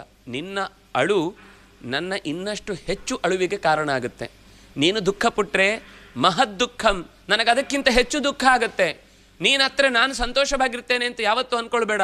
ನಿನ್ನ ಹಿತವನ್ನು ಬಯಸಿ ನಾನು ಇಲ್ಲಿ ತನಕ ನಿನ್ನ ಜೊತೆಗಿರುವಂಥದ್ದು. ನರಾಧಿಪಕುಲೇ ಜಾತ ಮಹಿಷಿ ತ್ವಂ ಮಹೀಪತೇ. ನಿನಗೊಂದು ವಿಷಯ ನೆನಪಿರಲಿ, ತ್ವದ್ವೃತ್ತೌ ಮಮ ಬುದ್ಧಿಶ್ಚ ಭವೇದ ತೃಣ ಸಂಶಯ. ನಿನ್ನ ವೃದ್ಧಿಯಲ್ಲೇ, ತ್ವದ್ವೃದ್ಧೌ, ನಿನ್ನ ಅಭಿವೃದ್ಧಿಯ ವಿಷಯದಲ್ಲೇ ನಾನು ಯಾವಾಗಲೂ ಯೋಚಿಸುವವಳು. ನನ್ನ ಯೋಚನೆಯಲ್ಲಿ ಯಾವತ್ತೂ ನಿನ್ನ ಅಹಿತದ ಬಯಕೆ ಇಲ್ಲಿಯ ತನಕ ಬಂದಿಲ್ಲ, ಬರಲ್ಲ, ಮುಂದೆ ಬರುವುದೂ ಇಲ್ಲ. ಈಗ ಆದ ಘಟನೆ ಏನು ಹೇಳ, ಇಡೀ ಅಯೋಧ್ಯೆ ಬೇರೆಯದೇ ಮಾರ್ಪಾಟು ಹೊಂದುತ್ತಾ ಇದೆ. ನೀನು ಎಲ್ಲಿ ಹೇಳು ಅಂತ ನೀನು ನೆನಪಿರಲಿ, ನೀನು ಮಹಿಷಿ. ನೀನು ಸಾಮಾನ್ಯ ಯಾವುದೋ ಒಂದು ಮನೆಯಲ್ಲಿ ಕೆಲಸದವಳಲ್ಲ, ನೀನು ಮಹಿಷಿ ನೀನು. ಮತ್ತೆ ನೀನು ಬಂದ ಮನೆತನವು ಸಾಮಾನ್ಯವಾದದ್ದಲ್ಲ. ಅಶ್ವಪತಿ ಒಬ್ಬ ದೊಡ್ಡ ಮನೆತನದಲ್ಲಿ ಇದ್ದುಕೊಂಡು ನಿನ್ನನ್ನು ಮದುವೆ ಮಾಡಿಕೊಟ್ಟದ್ದು ದಶರಥನಿಗೆ. ಹಾಗಾಗಿ ನೀನು ಮಹೀಪತೇ ತ್ವಂ ಮಹಿಷಿ, ದೊಡ್ಡ ಮನೆತನದಿಂದ ಬಂದು ಈ ಮನೆತನದ ಮಹಿಷಿಯಾಗಿ ಮೆರಿಬೇಕಾದವಳು, ಮೆರೀತಾ ಇದ್ದಿ ಕೂಡ. ಆದರೆ ಉಗ್ರತ್ವಂ ರಾಜಧರ್ಮಾಣಂ ಕಥಂ ದೇವಿನು ಬುದ್ಧ್ಯಸೆ. ಆದರೆ ರಾಜಧರ್ಮದಲ್ಲಿ ನಿನಗೆ ಆದ ಅಪಾಯವನ್ನು ನ ಬುದ್ಧ್ಯಸೆ, ಗುರುತು ಪಡೆಯದೆ ರಾಜನೀತಿಗೆ ಬಲಿಯಾಗ್ತಾ ಇದ್ದಿ ನೀನು. ರಾಜಧರ್ಮಾಣಂ ಉಗ್ರತ್ವಂ ನ ಬುದ್ಧ್ಯಸೆ. ಇದರ ಒಳಗಿನ ಸಂಚು ನಿನಗೇನು ಅರ್ಥ ಆಗ್ತಾ ಇಲ್ವಲ್ಲ. ಧರ್ಮವಾದಿ ಶಠೋ ಭರ್ತ ಶ್ಲಕ್ಷ್ಣವಾದಿ ಚ ದಾರುಣಃ ಶುದ್ಧ ಭಾವೇನ ಜಾನೀಷೆ ತೇನೈವಂ ಅತಿಸಂಧಿತ. ಅತಿಸಂಧಿತ ಅಂದರೆ ನಿನಗಿರುವ ಸಂಬಂಧವನ್ನು ಮೀರಿ ನಡ್ಕೊಂಡಿದ್ದಾನೆ, ಅಂದರೆ ವಂಚನೆಗೊಳಪಡಿಸಿದ್ದಾನೆ ನಿನ್ನನ್ನು. ಧರ್ಮವಾದಿ, ಎಲ್ಲರಿಗೂ ಧರ್ಮದ ದಾರಿಯನ್ನು ಹೇಳುವವ, ಆದರೆ ಶಠಃ, ಒಳಗಿನಿಂದ ಮೋಸ. ನಿನಗೆ ಭರ್ತ ಆಗಿದ್ದಾನೆ. ಶ್ಲಕ್ಷ್ಣವಾದಿ, ನಿನಗೆ ಮೆಚ್ಚುಗೆ ಆಗುವ ರೀತಿಯ 4 ಯಾವುದೋ ನಿನಗೆ ಬೇಕು ಅಂತಂದ ವಸ್ತುವನ್ನು ಬೇಕಾದ ಕಾಲದಲ್ಲಿ ಕೊಟ್ಟು ನೀನು ಏನನ್ನೂ ಕೂಡ ಮರಳಿ ಕೇಳೋದ ಹಾಗೆ ನಿನ್ನನ್ನು ಯಾವತ್ತೂ ಕೂಡ ಆಕ್ಷೇಪ ಎತ್ತದ ಧ್ವನಿಯನ್ನು ಉಡುಗಿಸಿದ ರೀತಿಯಲ್ಲಿ ನಡ್ಕೊಂಡಿದ್ದಾನೆ. ಅಂತಹ ಉಚಿತವಾದ ಮಾತುಗಳನ್ನು ಬೇಕಾದಾಗ ಆಡಿ ಆಡಿ ಒಳಗೆ ದಾರುಣ, ಆದರೆ ಅತ್ಯಂತ ದಾರುಣವಾದ ಸ್ಥಿತಿಗೆ ನೀನನ್ನು ತಳ್ಳಿದ್ದಾನೆ. ಶುದ್ಧ ಭಾವೇನ ಜಾನೀಷೆ, ನೀನು ಸರಿಯಾಗಿ ಆಲೋಚನೆ ಮಾಡಿದರೆ ಇದರಲ್ಲಿರುವ ಮೋಸವನ್ನು ನೀನು ಯೋಚನೆ ಮಾಡಲಿಕ್ಕೆ ಸಾಧ್ಯ ಇದೆ. ಅತಿಸಂಧಿತ, ನಿನ್ನನ್ನು ಪೂರ್ತಿಯಾಗಿ ನಿನ್ನ ಕಣ್ಣಿಗೆ ಪಟ್ಟಿ ಕಟ್ಟಿ ನಿನ್ನನ್ನು ಕಾಡಲು ಬಿಟ್ಟ ಹಾಗಾಗಿದೆ. ನಿನಗೆ ಗೊತ್ತಾಗ್ತಾ ಇಲ್ಲ, ಅವ್ರ ಮೇಲೆ ನಂಬಿಕೆಯಿಂದ ನನ್ನನ್ನು ಆಟಾಡಿಸ್ತಾ ಇದ್ದಾರೆ ನೀನು ಅಂದ್ಕೊಂಡಿದ್ದಿ.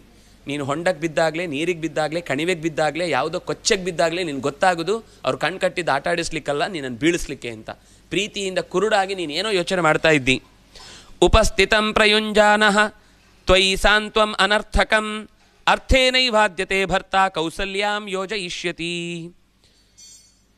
ನೀನು ಅವರು ಹೇಳಿದಂತೆ ಕೇಳಿಕೊಂಡು ಅವನ ಎಲ್ಲ ಆಲೋಚನೆಗಳಿಗೆ, ಅವನ ಮನಸ್ಸಿನ ಭಾವನೆಗಳಿಗೆ ಸರಿಯಾಗಿ ಸ್ಪಂದಿಸುವವಳು ಅನ್ನುವ ರೀತಿಯಲ್ಲಿ ನೀನು ನಡ್ಕೊಂಡದ್ದನ್ನು ತನ್ನ ಸಾಂತ್ವವಾದ ಮಾತುಗಳಿಂದ ಗಳಿಸಿಬಿಟ್ಟಿದ್ದಾನೆ.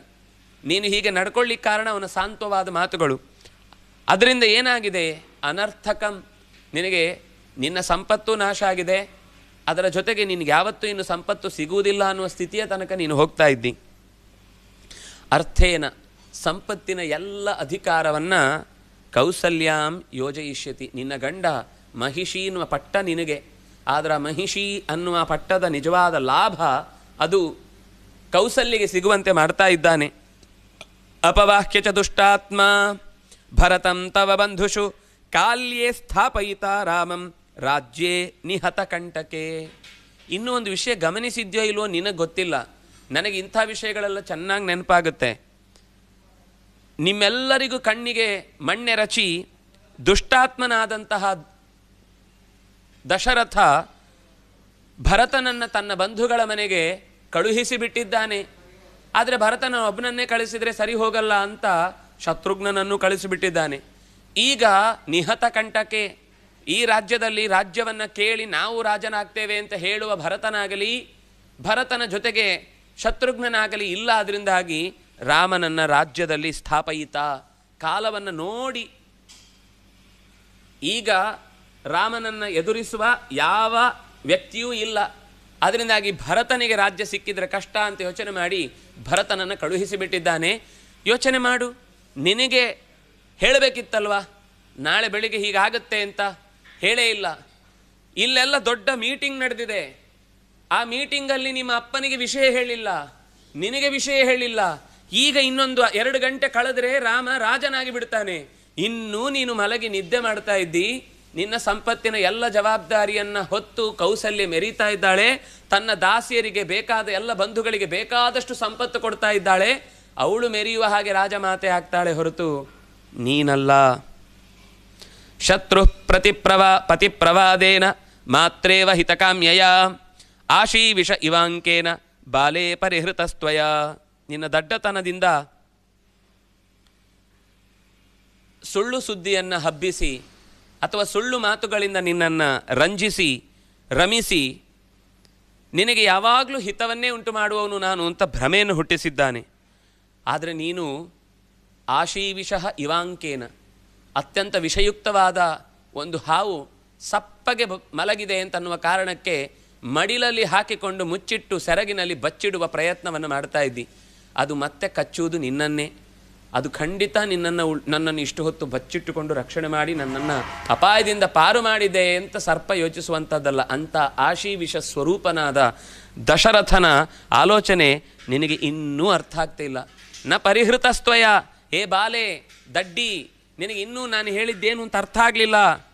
ಯಥಾ ಹಿ ಕುರ್ಯಾತ್ ಸರ್ಪೋವಾ ಶತ್ರುರ್ವಾ ಪ್ರತ್ಯುಪೇಕ್ಷಿತಃ ರಾಜ್ಞಾ ದಶರಥೇನಾದ್ಯ ಸಪುತ್ರ ತ್ವಂ ತಥಾ ಕೃತ. ಭರತನೊಂದಿಗೆ ಕೂಡಿ ನೀವಿಬ್ಬರೂ ಬೀದಿಗೆ ಬೀಳ್ತೀರಿ. ಮತ್ತೆ ನಿಮ್ಮನ್ನು ವಾಪಸ್ಸು ಅರಮನೆ ಒಳಗೆ ಸೇರಿಸಲಿಕ್ಕೆ ಯಾರತ್ರವೂ ಸಾಧ್ಯ ಆಗುವುದಿಲ್ಲ. ಯಾಕೆಂದರೆ ಅಧಿಕಾರ ಅವ್ರ ಕೈಲಿರುತ್ತೆ. ನೀವಾಗ ದಾಸಿಯರಾಗ್ತೀರಿ. ನಿಮಗೆ ಯಾವ ರೀತಿಯಿಂದಲೂ ಕೂಡ ಅಧಿಕಾರವನ್ನೆಲ್ಲಿ ಚಲಾಯಿಸಲಿಕ್ಕೆ ಬರುವುದಿಲ್ಲ. ಅದರಿಂದಾಗಿ ದಶರಥ ಬಹಳ ಉಪಾಯದಿಂದ ನಿಮ್ಮನ್ನು ಈ ರಾಜ್ಯದಿಂದ ಹೊರಗೆ ಹಾಕುವ ಒಳ್ಳೆಯ ಪ್ರಯತ್ನವನ್ನು ಮಾಡ್ತಾ ಇದ್ದಾನೆ. ಹೇಗೆ ಒಂದು ಸರ್ಪ ಅದೆಲ್ಲೋ ಸೇರಿಕೊಂಡಿದೆ ಅಂತಂದರೆ ಅದಕ್ಕೊಂದು ಮನೆ ಥರ ಜಾಗ ಮಾಡಿಕೊಟ್ಟು ಅದರೊಳಗೆ ಅದು ಹೋದ ತಕ್ಷಣ ಅದನ್ನು ಎತ್ತಿ ಡಬ್ಬ ಸಮೇತ ಹೊರಗೆ ಎಸ್ತು ಬಿಡ್ತಾರೆ. ಆ ಡಬ್ಬ ಕೊಟ್ಟದ್ದು ನೀನು ಪಾಪ ಇಲ್ಲಿ ಇರು ಅಂತಲ್ಲ, ನಮಗೆ ಆ ಡಬ್ಬ ಸಮೇತ ಅದು ಡಬ್ಬ ಹೋದರೂ ತೊಂದರೆ ಇಲ್ಲ, ನಮಗೆ ಆ ಸರ್ಪ ಮನೇಲಿ ಇರಬಾರ್ದು ಅಂತ. ಹಾಗೆ ನೀನು ಈಗ ಎಚ್ಚೆತ್ತುಕೊಳ್ಳದೇ ಇದ್ದರೆ ಡಬ್ಬನು ಸರ್ಪನು ಇಲ್ಲೇ ಉಳ್ಕೊಂಡು ನಿಮ್ಮೆಲ್ಲರನ್ನು ಕಚ್ಚಿ ಹಾಕುತ್ತೆ. ಪಾಪೇನ ನೃತ ಸಾಂತ್ವೇನ ಬಾಲೇ ನಿತ್ಯ ಸುಖೋಚಿತೆ ರಾಮಂ ಸ್ಥಾಪಯತಾ ರಾಜ್ಯೆ ಸಾನುಬಂಧ ಹತಾಹ್ಯಸಿ. ಒಳ್ಳೊಳ್ಳೆಯ ಮಾತುಗಳಿಂದ ನಿತ್ಯ ಎಲ್ಲ ಸುಖಗಳನ್ನು ನಿನ್ನ ಪಾದದ ಬುಡಕ್ಕೆ ಬಂದು ಬೀಳುವಂತೆ ಮಾಡುವ ದಶರಥ ರಾಮನನ್ನು ರಾಜ್ಯದಲ್ಲಿ ಕೂಡಿಸಿ ನೀನು ನಾಳೆ ಏನೇ ಬೇಕು ಅಂದರೆ ರಾಮನನ್ನೇ ಹೋಗಿ ಕೇಳುವಂತೆ ನಿನ್ನನ್ನು ಆ ಚೌಕಟ್ಟಿನ ಒಳಗೆ ಕಟ್ಟಿ ಹಾಕುವ ಪ್ರಯತ್ನವನ್ನು ದಶರಥ ಯಶಸ್ವಿಯಾಗಿ ನಡೆಸ್ತಾ ಇದ್ದಾನೆ. ಸಾ ಪ್ರಾಪ್ತ ಕಾಲಂ ಕೈಕೇಯಿ ಕ್ಷಿಪ್ರಂ ಕುರು ಹಿತಂ ತವ. ಆತ್ಮಕ್ಕೆ ಹಿತವಾದದ್ದನ್ನು ಮೊದಲು ಮಾಡಿಕೊ, ಉಳಿದದ್ದನ್ನು ಲೋಕಕ್ಕೆ ಹಿತ ಆಮೇಲೆ ಮಾಡ್ಬೋದು. ನೀನೇ ನೀರಲ್ಲಿ ಮುಳುಗುತ್ತಾ ಊರವರಿಗೆಲ್ಲ ನೀರು ಕೊಡ್ತೇನೆ ಅಂತ ಬಾವಿಯೊಳಗೆ ಇಳಿದ್ರೆ ನೀನು ಬದುಕಲ್ಲ, ಯಾರಿಗೂ ನೀರು ಸಿಗಲ್ಲ, ನೀರು ಕುಡಿತಿ ಅಷ್ಟೇ. ತ್ರಾಯಸ್ವ ಪುತ್ರಮಾತ್ಮಾನಂ ಮಾಂಚ ವಿಸ್ಮಯ ದರ್ಶನೇ. ನನಗೆ ಇಷ್ಟು ವಿಸ್ಮಯ ಆಗ್ತಾ ಇದೆ, ನಿನ್ನ ಮಗನನ್ನು ರಕ್ಷಿಸಿಕೊಳ್ಬೇಕು ಅಂತ ಒಂದು ಸಣ್ಣ ಕನ್ಸರ್ನ್ ನಿನಗೆ ಕಾಣ್ತಾ ಇಲ್ಲಲ್ವಾ? ನಾನೇ ಹೆತ್ತ ಮಗು ಅನ್ನುವ ಹಾಗೆ ಭರತನ ಬಗ್ಗೆ ಯೋಚನೆ ಮಾಡ್ತಾ ಇದ್ದೇನೆ, ನೀನು ಸ್ವತಃ ಹೆತ್ತವಳಾಗಿ ಮಗನ ಬಗ್ಗೆ ನಿನ್ನ ಬಗ್ಗೆ ಏನೂ ಯೋಚನೆ ಮಾಡ್ತಾ ಇಲ್ಲ. ಮಂಥರಾಯ ವಚ ಶ್ರುತ್ವ ಶಯಾನಾಸ ಶುಭಾನನ ಉತ್ತಸ್ಥೌ ಹರ್ಷ ಸಂಪೂರ್ಣ ಚಂದ್ರಲೇಖೇವ ಶಾರದಿ. ಆದರೆ ಶರತ್ಕಾಲದ ಚಂದ್ರನ ಉದಯದಲ್ಲಿ ಯಾವ ರೀತಿಯಾದ ಚಂದ್ರಿಕೆಯ ಬೆಳಕು ಜಗತ್ತಿನ ಎಲ್ಲ ಮೂಲೆಯನ್ನು ಬೆಳದಿಂಗಳು ಅನ್ನುವ ಆ ಖುಷಿಯನ್ನು ಎಲ್ಲರೂ ಹಂಚಿಕೊಳ್ಳುವಂತೆ ಆವರಿಸಿಕೊಳ್ಳುತ್ತೋ ಹಾಗೆ ಆಕೆಯ ಮುಖದಲ್ಲಿ ಚಂದ್ರನ ಬೆಳಕನ್ನು ಚೆಲ್ಲಿದಂತೆ ಮುಖ ಎಲ್ಲ ಅರಳಿತು.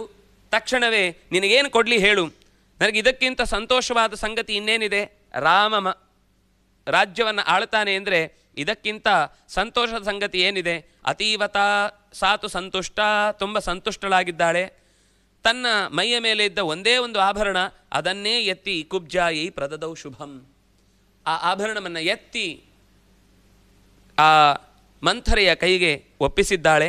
ದತ್ವಾ ತ್ವಾಭರಣಂ ತಸ್ಯೈ ಕುಬ್ಜಾಯಿ ಪ್ರಮದೋತ್ತಮ ಕೈಕೇಯಿ ಮಂಥರಾಂ ದೃಷ್ಟ್ವಾ ಪುನರೇವ ಇದಮಬ್ರವೀತ್. ಇದೇ ಮಾತನ್ನು ತನ್ನ ಕೈಯಲ್ಲಿದ್ದ ಆಭರಣವನ್ನು ಕೊಟ್ಟು ಹೇಳುತ್ತಿದ್ದಾಳೆ, ಇದಂತೂ ಮಂತರೇ ಮಹ್ಯಂ ಆಖ್ಯಾಸಿ ಪರಮಂ ಪ್ರಿಯಂ. ನೀನು ಇಷ್ಟೊತ್ತೇನು ಹೇಳಿದೆಯೋ ರಾಮ ಅಭಿಷೇಕ, ಅವಳಿಗೆ ರಾಮನ ಅಭಿಷೇಕ ಆಗುತ್ತೆ ಅನ್ನೋ ಮಾತು ಮಾತ್ರ ತಲೆಯಲ್ಲಿ ಕೂತಿದೆ. ಯೋಚನೆ ಮಾಡ್ತಾ ಇದ್ದಾಳೆ, ಯಾರ್ಯಾರು ಎಲ್ಲೆಲ್ಲಿ ಏನೇನಾಗುತ್ತೆ, ಜನಗಳೆಲ್ಲ ಎಷ್ಟು ಪ್ರೀತಿ ಮಾಡ್ತಾರೆ, ನನ್ನನ್ನು ಎಷ್ಟವನು ಪ್ರೀತಿ ಮಾಡ್ತಾನೆ. ಯಾಕೆಂದರೆ ಪ್ರತಿ ದಿವಸ ಬಂದು ಮಾತಃ ಅಂತ ಪ್ರೀತಿಯಿಂದ ಬಂದು ಅವನನ್ನು ನೋಡಿಕೊಳ್ಳುವುದೇನು, ಒಂದು ದಿವಸವೂ ಕೌಸಲ್ಯ ಬೇರೆ ನಾನು ಬೇರೆ ಅಂತ ನೋಡಿಕೊಂಡವನಲ್ಲ. ಹಾಗಾಗಿ ನಮ್ಮೆಲ್ಲರನ್ನು ಚೆನ್ನಾಗಿ ನೋಡಿಕೊಳ್ಳುವ ಗುಣ ರಾಮನಲ್ಲಿ ಇದೆ ಎನ್ನುವ ವಿಶ್ವಾಸ, ಅತಿಯಾದ ಆ ಪ್ರೀತಿ ಅವನು ತೋರುವ ರೀತಿ, ಇದೆಲ್ಲವನ್ನು ನೆನಪಿಸಿಕೊಂಡು ಇವಳು ಹೇಳಿದ ಯಾವ ಮಾತನ್ನು ತಲೆಗೆ ಹಾಕೊಂಡೇ ಇಲ್ಲ.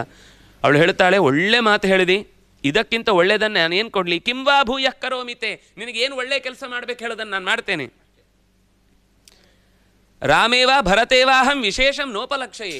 ರಾಮರಾಜ ಆದರೂ ಭರತರಾಜ ಆದರೂ ನನ್ನ ಹೃದಯ ಒಂದೇ ಥರ ಖುಷಿ ಪಡೋದು. ಯಾಕೆಂದರೆ ನನಗೆ ರಾಮ ಬೇರೆ ಅಲ್ಲ, ಭರತ ಬೇರೆ ಅಲ್ಲ. ತಸ್ಮಾದ್ ತುಷ್ಟಾಸ್ಮಿ ಯದ್ ರಾಜ ರಾಮಂ ರಾಜ್ಯೇ ಅಭಿಷೇಕ್ಷ್ಯತಿ. ಹಾಗಾಗಿ ದಶರಥ ಒಳ್ಳೆ ನಿರ್ಧಾರ ಕೈಗೊಂಡಿದ್ದಾನೆ. ರಾಮನನ್ನು ರಾಜನನ್ನಾಗಿ ಮಾಡುವಾಗ ಭರತನು ತುಂಬ ಸಂತೋಷ ಪಡ್ತಾನೆ. ಯಾಕೆಂದರೆ ಭರತ ರಾಮನನ್ನು ಮೀರುವವನಲ್ಲ. ಭರತನಿಗೆ ರಾಮ ಅಂದರೆ ಜೀವ. ಅದರಿಂದಾಗಿ ಜೀವವನ್ನು ಬದಿಗಿಟ್ಟು ತಾನು ರಾಜನಾಗಬೇಕು ಅಂತ ಯೋಚನೆ ಅವನಲ್ಲಿ ಬರಲಿಕ್ಕೂ ಇಲ್ಲ. ನಾನೇ ಯೋಚನೆ ಮಾಡಿದರೆ ಅಕಸ್ಮಾತ್ ಬೈದು ಬಿಡ್ತಿದ್ದೆ ಅವನಿಗೆ. ಆದರೆ ನನಗೆ ರಾಮನೂ ಒಬ್ಬನೇ, ಭರತನೂ ಒಬ್ಬನೇ, ಎರಡು ಮಕ್ಕಳು ಬೇರೆ ಅಂತ ನಾನು ಯೋಚನೆ ಮಾಡಿಲ್ಲ. ಒಂದೇ ಶರೀರದಲ್ಲಿರುವ, ಎರಡು ಶರೀರದಲ್ಲಿರುವ ಒಂದೇ ಪ್ರಾಣದಂತೆ ಅವರು ಬದುಕಿದವರಾದ್ರಿಂದಾಗಿ ವರಂತೆ ಪ್ರದದಾಮಿ ತಮೃಣು ಪರಂ ವರಂ, ನಿನಗೆ ಏನು ಬೇಕೋ ಕೇಳು. ಇವತ್ತು ಆ ಸಂತೋಷಕ್ಕೆ ನಾನು ಏನು ಕೊಟ್ಟರು ನಾನು ಕಳ್ಕೊಂಡಿದ್ದೇನೆ ಅಂತ ಅನ್ನುವ ದುಃಖ ನನ್ನನ್ನು ಕಾಡಲ್ಲ. ಯಾಕೆಂದರೆ ಒಳ್ಳೆ ಕೆಲಸ, ಒಳ್ಳೆ ಘಟನೆ ನಮ್ಮ ಅಯೋಧ್ಯೆಯಲ್ಲಿ ನಡೀತಾ ಇದೆ ಅಂತಂದಾಗ ನಾನು ಅದನ್ನು ನಾನೇ ಸ್ವತಃ ನಿಂತು ಏನು ಮಾಡಲಿಕ್ಕಾಗಲಿಲ್ಲ ಅಂದರೂ ಮಾಡುವ ಕೆಲಸಕ್ಕೆ ಒಂದು ಸಂತೋಷ ವ್ಯಕ್ತಪಡಿಸಿ ಇದು ಸರಿ ಅಂತ ಹೇಳಿದರೆ ಸಾಕು, ನಾನು ಆ ಕಾರ್ಯದಲ್ಲಿ ಪೂರ್ಣವಾಗಿ ಭಾಗಿಯಾದ ಹಾಗೆ. ಹೇಳಿ ಏನು ಬೇಕು ಹೇಳು. ಮಂಥರಾ ತ್ವಭ್ಯಸೂಯೈನಾಂ ಉತ್ಸೃಜ್ಯಾವರಣಂಚ ತತ್ ಉವಾಚೇಜಂ ತಥೋ ವಾಕ್ಯಂ ಕೋಪ ದುಃಖ ಸಮನ್ವಿತ. ಕೊಟ್ಟ ಹಾರವನ್ನು ಕಿತ್ತು ಎಸೆದ್ಲು. ಹೊಟ್ಟೆ ಕಿಚ್ಚು ಉರಿತಾ ಇತ್ತಲ್ವಾ, ಅದು ಇನ್ನಷ್ಟು ಹೆಚ್ಚಾಯಿತು. ಕೈಕೇಯಲ್ಲಿರುವ ಸೌಜನ್ಯ, ಕೈಕೇಯಲ್ಲಿರುವ ಪ್ರಾಮಾಣಿಕತೆ, ಕೈಕೇಯಿಗಿದ್ದಂತಹ ರಾಮನ ಬಗ್ಗಿನ ಕನ್ಸರ್ನು, ಇದೆಲ್ಲ ಕೂಡ ಈ ಹಿಂದಿನ ಮಾತುಗಳಲ್ಲಿ ಗೊತ್ತಾಯಿತು. ಮಂಥರೆ ಇಷ್ಟಕ್ಕೆ ಬಿಡಲಿಲ್ಲ. ಯಾಕೆಂದರೆ ತನ್ನ ಕಾರ್ಯ ಸಾಧನೆ ಆಗಬೇಕು. ಅದನ್ನು ಮುಂದೆ ಅವಳು ತನ್ನ ಮಾತಿನಲ್ಲಿ ಗೊತ್ತಾಗದಾಗ ಜೋಡಿಸ್ತಾಳೆ, ತನ್ನ ಉದ್ದೇಶ ಏನಿತ್ತು ಅಂತ. ಕೋಪ ದುಃಖದಿಂದ ಕೂಡಿದವಳಾಗಿ ತನ್ನ ಒಳಗಿನ ಅಸೂಯೆ ಏನೂ ಫಲವೇ ಕೊಡಲಿಲ್ಲ ಅಂತಾದಾಗ ಕೊಟ್ಟ ಆಭರಣವನ್ನೇ ಕಿತ್ತೆಸೆದ್ಲು. ಹರ್ಷಂ ಕಿಮಿದಮಸ್ಥಾನೆ, ಎಲ್ಲಿ ಸುಖ ಪಡಬೇಕು ಎಲ್ಲಿ ದುಃಖ ಪಡಬೇಕು ಅಂತಲೂ ಗೊತ್ತಿಲ್ಲಲ್ವ ಹೆಡ್ಡೆ. ಕೃತವತ್ಯಸಿ ಬಾಲಿಶೆ, ದಡ್ಡತನದ ಮಾತುಗಳನ್ನು ಆಡ್ತಾ ಇದ್ದಿ. ಯಾವಾಗಲೂ ಚೈಲ್ಡ್ ಲೈಕ್ ಆಗಿರಬೇಕು, ಚೈಲ್ಡಿಶ್ ಆಗಬಾರ್ದು. ನಿನ್ನ ಸ್ವರೂಪ ನೋಡಿದರೆ ತಲೆ ಮೇಲೆ ಕಲ್ಲೆತ್ತಾಗ್ತಾ ಇದ್ರು ಕೂಡ ಓಹೋಹೋ ನಮ್ಮ ಮನೆಗೆ ಕಲ್ಲು ತರ್ತಾ ಹಾಕ್ತಾ ಇದ್ದಾರೆ ಅಂತ ಅನ್ಕೋತಾ ಇದ್ದಿ ಹೊರತು ನೀನು ನಿನಗೆ ತೊಂದರೆ ಆಗ್ತಾ ಇದೆ ಅಂತ ಯೋಚನೆ ನನ್ನ ತಲೆಗೆ ಬರ್ತಾನೇ ಇಲ್ಲ. ಶೋಕ ಸಾಗರ ಮಧ್ಯಸ್ಥಂ ಆತ್ಮಾನಂ ನಾವಬುದ್ಧ್ಯಸೆ. ನಿನ್ನ ಸುತ್ತ ಇನ್ನು ಯಾವತ್ತೂ ಕೂಡ ಒಂದು ಸುಖದ ಕಡ್ಡಿ ಹುಲ್ಲು ಕೂಡ ಸಿಗ್ಲಿಕ್ಕೆ ಸಾಧ್ಯ ಇಲ್ಲ. ಸಮುದ್ರದ ನಿನಗೆ ನಾನು ಹೇಳ್ತಾ ಇದ್ದೇನೆ, ಸಮುದ್ರದ ಮಧ್ಯದಲ್ಲಿದ್ದಿ ಸುತ್ತಲಿನಲ್ಲಿ ಏನೂ ಕೂಡ ಒಂದು ದ್ವೀಪ ಇಲ್ಲ, ನೋಡ್ಲಿಕ್ಕೆ ಏನು ಸಿಗಲ್ಲ ಅನ್ನೋದಿದ್ದು ಯಾವುದು ಗೊತ್ತಾಗ್ತಲ್ಲ. ಯಾಕಂದರೆ ನಿನಗೆ ಆ ಸಮುದ್ರದ ಕಲ್ಪನೆಯೇ ಇಲ್ಲ, ಸಮುದ್ರ ಹೇಗಿರುತ್ತೆ ಅಂತ. ಕತ್ತಲೆಯಲ್ಲಿ ಕಣ್ಣು ಮುಚ್ಚೆ ಕೂತಿದ್ದಿ. ಇನ್ನು ಕಣ್ಣು ಬಿಡೊಮ್ಮೆ ನೋಡು ಸುತ್ತ ಎಲ್ಲ ಸುಖಗಳು ಯಾವ ಕಡೆಗೆ ತಿರುಗಿದೆ ಅಂತ. ನಾಳೆ ನಿನ್ನ ಸ್ಥಿತಿ ಹೇಗಿರುತ್ತೆ ಅಂತ ಆಲೋಚನೆ ಮಾಡು. ನಾವಬುದ್ಧ್ಯಸೆ, ನಾನು ಇಷ್ಟು ಹೇಳಿದರೂ ನಿನಗೆ ಅರ್ಥ ಆಗ್ತಾ ಇಲ್ಲಲ್ಲ. ಒಳಗಿನಿಂದಲೂ ಕಷ್ಟ, ಹೊರಗಿನಿಂದಲೂ ಕಷ್ಟ. ಪ್ರತಿಯೊಂದು ಹಂತದಲ್ಲೂ ನೀನು ದುಃಖವನ್ನು ಅನುಭವಿಸಬೇಕಾಗತ್ತೆ. ಎಚ್ಚರ ಇರಲಿ. ಮನಸ ಪ್ರಹಸಾಮಿತ್ವ, ನನಗೆ ನಗು ಬರ್ತಾ ಇದೆ ನಿನ್ನ ಈ ದಡ್ಡತನ ನೋಡಿ. ದುಃಖಾರ್ಧಿತ ಸತಿ ದೇವಿ ಯಚ್ಛೋಷಿತವ್ಯೇ ಹೃಷ್ಟಾಸಿ ಪ್ರಾಪ್ಯೇದಂ ವ್ಯಸನಂ ಮಹತ್. ಕಷ್ಟ ಆಗ್ತಾ ಇದೆ, ನಾಳೆ ಬರುವ ದೊಡ್ಡ ಅಪಾಯವನ್ನು ನೋಡಿ ಈ ಇಡೀ ಹಡಗು ಮುಳುಗುವಾಗ ಅವನು ಪಿಯಾನೋ ಬಾರಿಸ್ತಾ ಕೂತ್ನಂತೆ. ನೀನು ಪರಿಸ್ಥಿತಿ ನೋಡಿದರೆ ಹಾಗಿದೆ. ಎಲ್ಲ ಮುಳುಗಿ ಹೋಗ್ತಾ ಇದೆ ಅಂದರೆ ನಗ್ತಾ ಕೂತಿದ್ದಲ್ವ, ನಿಂಗೆ ನಾಚಿಕೆ ಆಗ್ತಾ ಇಲ್ವಾ, ಅರ್ಥ ಆಗ್ತಾ ಇಲ್ವಾ, ತಲೆ ಒಳಗೆ ಏನು ಹೋಗ್ತಾ ಇಲ್ವಾ, ಕಷ್ಟದ ಪರಿಸ್ಥಿತಿಯೇ ಗೊತ್ತಿಲ್ವೋ, ಏನು ಕತೆ ಇದು, ನಾನು ಯಾವ ಕಾಳಜಿಯಿಂದ ನಿನಗೆ ಹೇಳ್ತಾ ಇದ್ದೇನೆ ಅಂತ ತಲೆಯೊಳಗೆ ಸ್ವಲ್ಪ ಹಾಕೋ. ಶೋಚಾಮಿ ದುರ್ಮತಿತ್ವಂ ಕಾಹಿ ಪ್ರಜ್ಞಾ ಪ್ರಹರ್ಷಯೇತ್. ಪ್ರಜ್ಞೆ ಇದ್ದವ್ರು ಯಾರೂ ಕೂಡ ಈ ಹೊತ್ತಿನಲ್ಲಿ ಇಷ್ಟು ದಡ್ಡರ ರೀತಿ ನಗ್ತಾ ಕೂಡ್ತಾ ಇರಲಿಲ್ಲ. ಅರೇ ಸಪತ್ನಿ ಪುತ್ರಸ್ಯ ವೃದ್ಧಿಂ ಮೃತ್ಯೋರಿವಾಗತ. ಶತ್ರುಗಳಿಗೆ ವೃದ್ಧಿಯಾಗುವುದು ಅಂದರೆ ನಿನಗೆ ಮೃತಿ ಹತ್ತಿರಕ್ಕೆ ಬರುವುದು ಅಂತ ಅರ್ಥ. ಭರತಾದೇವ ರಾಮಸ್ಯ ರಾಜ್ಯ ಸಾಧಾರಣಾತ್ ಭಯಂ ವಿಚಿಂತ್ಯ ವಿಷಣ್ಣಾಸ್ಮಿ ಭಯಂ ಭೀತಾಧಿಜಾಯತೆ. ಭರತನಿಂದ ರಾಮನ ಕೈಗೆ ಭರತನಿಗೆ ಸಿಗಬೇಕಾದ ರಾಜ್ಯವನ್ನು ಕಸಿದು ಕೊಡ್ತಾ ಇದ್ದಾರೆ. ನಿನಗೆ ಎಚ್ಚರ ಇಲ್ಲ, ನೆನಪಿಲ್ಲ. ಇದು ರಾಮನ ರಾಜ್ಯ ಅಲ್ಲ, ಇದು ಭರತನಿಗೆ ಸೇರಬೇಕಾದ್ದು. ಕ್ವಚಿತ್ ವಿಚಿಂತ್ಯ, ಸ್ವಲ್ಪ ಸರಿಯಾಗಿ ಯೋಚನೆ ಮಾಡು. ನಾನು ಇಷ್ಟು ದುಃಖ ಪಡ್ತಾ ಇದ್ದೇನೆ, ನಾನು ಇಷ್ಟು ಆಲೋಚನೆ ಮಾಡ್ತಾ ಇದ್ದೇನೆ, ಮುಂದಿನ ಭಯ ಭೀತಿಗಳ ಏಟಿಗೆ ತತ್ತರಿಸಿ ಹೋಗ್ತಾ ಇದ್ದೇನೆ. ಲಕ್ಷ್ಮಣೋ ಹಿ ಮಹೇಶ್ವಾಸೋ ರಾಮಂ ಸರ್ವಾತ್ಮನಾಗತಃ. ಲಕ್ಷ್ಮಣ ಯಾವಾಗಲೂ ರಾಮನ ಬಾಲ ಆದ್ರಿಂದಾಗಿ ಅವನಿಗೇನು ತೊಂದರೆ ಆಗಲ್ಲ. ಲಕ್ಷ್ಮಣನಿಗೆ ತೊಂದರೆ ಆಗಲ್ಲ ಅಂದಮೇಲೆ ಲಕ್ಷ್ಮಣನ ಜೊತೆಗೆ ತಮ್ಮನಾಗಿ ಓಡಾಡುವನು ಶತ್ರುಘ್ನ, ಅವನೂ ಕೂಡ ಸುಮಿತ್ರೆಯ ಮಗ ಅಂತ ಹೇಳಿ ಬಚಾವಾಗ್ಬಿಡ್ತಾನೆ. ಕಷ್ಟಪಡುವುದು ನೀನೊಬ್ಬಳೇ, ನಿನ್ನ ಮಗ ಭರತ ಒಬ್ಬನೇ, ಇನ್ಯಾರೂ ಕಷ್ಟಪಡೋರಲ್ಲ. ಶತ್ರುಘ್ನಶ್ಚಾಪಿ ಭರತಂ ಕಾಕುತ್ಸ್ಥಂ ಲಕ್ಷ್ಮಣೋ ಯಥ. ಶತ್ರುಘ್ನನು ಕೂಡ ಲಕ್ಷ್ಮಣನ ಜೊತೆಗೆ ಹುಟ್ಟಿದವನಾದ್ರಿಂದಾಗೆ ಅವನಿಗೂ ತೊಂದರೆ ಇಲ್ಲ. ಆದರೆ ಪ್ರತ್ಯಾಸನ್ನ ಕ್ರಮೇಣಾಪಿ ಭರತಸ್ಯೈವ ಭಾವಿನಿ ರಾಜ್ಯಕ್ರಮೋ ವಿಪ್ರಕೃಷ್ಟ ತಯೋ ತಾವತ್ ಕನೀಯಸೋ. ಆದ್ದರಿಂದಾಗಿ ಅವರಿಬ್ಬರು ತಮ್ಮಂದ್ರಾದ್ರಿಂದಾಗಿ ವಿಪ್ರಕೃಷ್ಟ ತಯೋ ತಾವತ್ ಕನೀಯಸೋ, ಇಬ್ಬರು ತಮ್ಮಂದ್ರವರು ರಾಮ ಮತ್ತು ಲಕ್ಷ್ಮಣ ಬಚವಾಗಿಬಿಡ್ತಾರೆ. ಪ್ರತ್ಯಾಸನ್ನ ಕ್ರಮೇಣಾಪಿ ಭರತಸ್ಯೈವ ಭಾಮಿನಿ ರಾಜ್ಯಕ್ರಮ ವಿಪ್ರಕೃಷ್ಟ. ಅದರಿಂದಾಗಿ ಶತ್ರುಘ್ನ ಮತ್ತು ಭರತ ಒಟ್ಟಿಗೆ ಇದ್ದು ಅವರಿಗೆ ಯಾವ ರೀತಿಯಿಂದಲೂ ಕೂಡ ನಾಳೆ ರಾಜ್ಯ ಸಿಗ್ಲಿಕ್ಕೆ ಅವಕಾಶ ಇಲ್ಲ. ಮತ್ತೆ ಸಿಗುವುದು ಲಕ್ಷ್ಮಣನಿಗೆ, ರಾಮನಿಗೆ ಸಿಗಲಿಲ್ಲ ಅಂದರು. ವಿದುಷ ಕ್ಷತ್ರಚಾರಿತ್ರೇ ಪ್ರಾಜ್ಞಸ್ಯ ಪ್ರಾಪ್ತಕಾರಿಣಃ ಭಯಾತ್ ಪ್ರವೇಪೇ ರಾಮಸ್ಯ ಚಿಂತಯಂತೀ ತವಾತ್ಮಜಂ.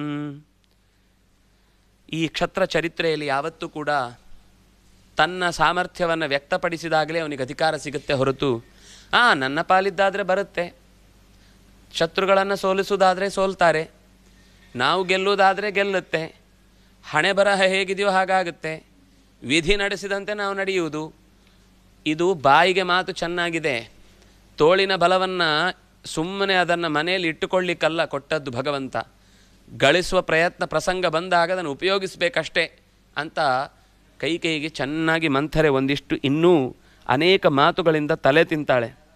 ಎಲ್ಲ ರೀತಿಯಿಂದಲೂ ರಾಮನ ವಿರುದ್ಧವಾಗಿ ಆಕೆಯ ಮನಸ್ಸಿನಲ್ಲಿ ಭಾವನೆಗಳು ಕೆರಳುವಂತೆ ಮಾಡ್ತಾಳೆ. ಇಷ್ಟಕ್ಕೂ ರಾಮನ ಮೇಲೆ ಯಾಕಂಥ ಕೋಪ? ಭರತನ ಮೇಲೆ ಆಸೆಯೋ, ರಾಮನ ಮೇಲೆ ಕೋಪವೋ, ಸ್ವಾರ್ಥ ಏನಾದರೂ ಇತ್ತೋ? ಇದೆಲ್ಲ ಸಂಗತಿಗಳು ಮತ್ತೆ ಮುಂದಿನ ಮಾತುಗಳಲ್ಲಿ ಬರ್ತಾವೆ. ಅದನ್ನು ನಾವು ಮುಂದಿನ ಭಾಗಗಳಲ್ಲಿ ನಾಳೆ ಮಹಾಭಾರತದ ಚಿಂತನೆ ಇರುತ್ತೆ. ನಾಳೆ ನಾಳಿದ್ದು ಶನಿವಾರ ಮತ್ತು ಭಾನುವಾರ. ಅದರ ನಾಳಿದ್ದು ಮತ್ತೆ ಇದೇ ರಾಮಾಯಣದ ಕಥೆ ಮುಂದುವರಿಯುತ್ತೆ.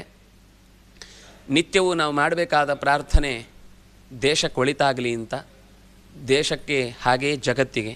ಯಾಕೆಂದರೆ ಮನುಷ್ಯತ್ವ ಅನ್ನೋದು ಬಹಳ ಮುಖ್ಯ. ಅದಾದಮೇಲೆ ಭಾರತೀಯತೆ, ಅದಾದಮೇಲೆ ನಮ್ಮ ಮನೆತನ, ನಮ್ಮ ಸಂಪ್ರದಾಯ, ನಮ್ಮ ಭಾಷೆ, ನಮ್ಮ ಗಡಿ ಇತ್ಯಾದಿಗಳೆಲ್ಲ.